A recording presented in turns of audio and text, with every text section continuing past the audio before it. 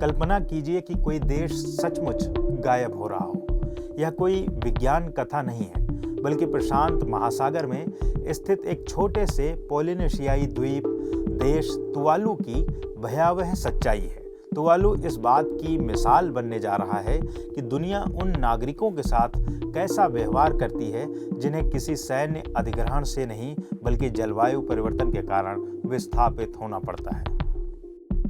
लगभग 10,000 लोगों की आबादी वाले तुवालू में 9 छोटे छोटे कोरल द्वीप शामिल हैं।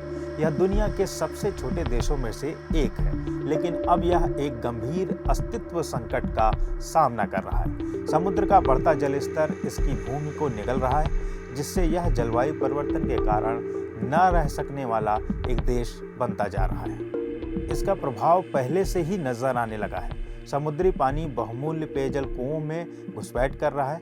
विशेषज्ञों का अनुमान है कि अगली सदी के भीतर तुवालू की राजधानी फूनाफूटी में, जहां अधिकांश जनसंख्या रहती है, वहां 90% से अधिक क्षेत्र केवल दैनिक ऊंचे ज्वार से ही डूब सकते हैं।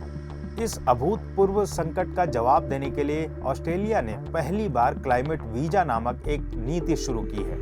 यह योजना फालेपेली यूनियन संधि का हिस्सा है और उसका मकसद है कि गरिमा के साथ आवाजाही का मार्ग प्रदान करना। इस वीजा योजना के तहत हर साल 280 तुवालू नागरिकों को स्थानीय निवास और स्वतंत्र आवाजाही का अधिकार मिलेगा, लेकिन इस दर से पूरी आबादी को स्थानांतरित करने में लगभग 40 साल लग जाएंगे। इसके साथ ही ऑस्ट्रेलिया तुवालू में तटीय अनुकूलन परियोजनाओं में करोड़ों डॉलर का निवेश भी कर रहा है। लेकिन तुवालू सिर्फ राहत की प्रतीक्षा में नहीं बैठा है। यह वैश्विक मंच पर एक प्रभावशाली आवाज बन चुका है, जो जलवायु परिवर्तन के खतरों को उजागर कर रहा है। देश के पूर्व विदेश मंत्री साइमन कोफे ने दुनिया का ध्यान खींचने के लिए एक लैगून के अंदर खड़े होकर भाषण दिया था। यह एक शक्तिशाली प्रतीकात्मक संदेश था।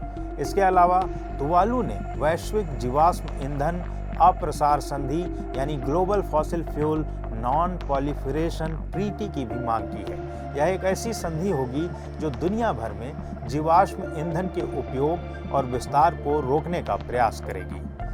यह अनोखी वीजा योजना तुवालू को जलवायु परिवर्तन के कारण होने वाले अंतर्राष्ट्रीय विस्थापन का पहला परीक्षण मामला बना रही है, जिससे यह तय होगा कि आने वाले दशकों में जब लाखों लोग जलवायु संकट से विस्थापित होंगे, तब दुनिया किस प्रकार से उनका समर्थन और पुनर्वास करेगी।